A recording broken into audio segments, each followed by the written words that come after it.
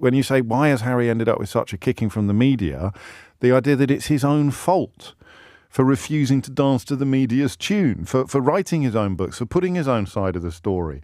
And you say, well, he gives all these interviews.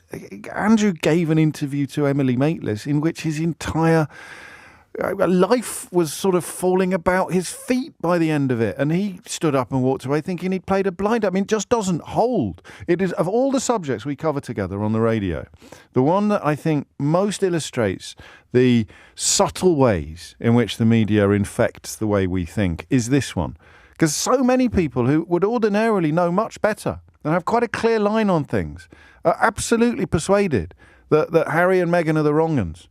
And that the royal family as it is, or Kate and William, or even Andrew Windsor, that they're the good guys. It's extraordinary, and it hasn't happened by accident. It is the best example, with the possible exception of Brexit, it is the best example of media gaslighting that I have witnessed in my life. And speaking of Brexit, find me someone that hates Harry and Meghan, but can't really tell you why, except something, loyalty something, and I'll find you someone that voted for Brexit.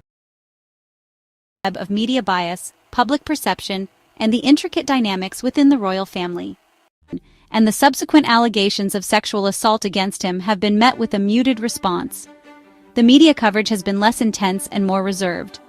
While his royal duties have been curtailed, his image hasn't suffered the same relentless and negative portrayal of the couple have undoubtedly influenced public perception.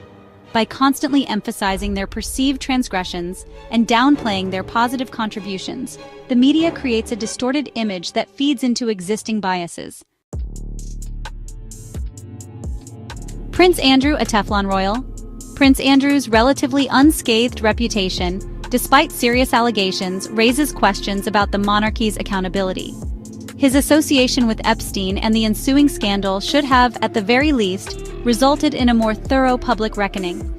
However, the media's muted response and the palace's attempts to downplay the situation suggest a reluctance to hold him truly accountable. This leniency towards Prince Andrew, especially in contrast to the harsh treatment of Harry and Meghan, raises concerns about a double standard within the royal family itself. It begs the question, are certain members deemed too big to fail, shielded from scrutiny, while others are readily sacrificed? James O'Brien's insight unveiling societal biases. James O'Brien, in his analysis of the media's coverage, argues that it reveals deeper societal biases within British society. He posits that the negative reaction to Meghan, a biracial American woman, stems from ingrained prejudices that are often masked behind more palatable narratives. Her departure from the royal family, according to O'Brien, provided an outlet for these biases to surface, often disguised as concern for tradition or protocol. O'Brien's insights highlight the dangers of allowing unconscious bias to permeate media narratives. By refusing to acknowledge and address these biases, the media risks perpetuating harmful stereotypes and hindering meaningful societal progress. A call for critical consumption, navigating media narratives. The contrasting media portrayals of Harry and Meghan versus Prince Andrew serve as a stark reminder of the power and responsibility of the press.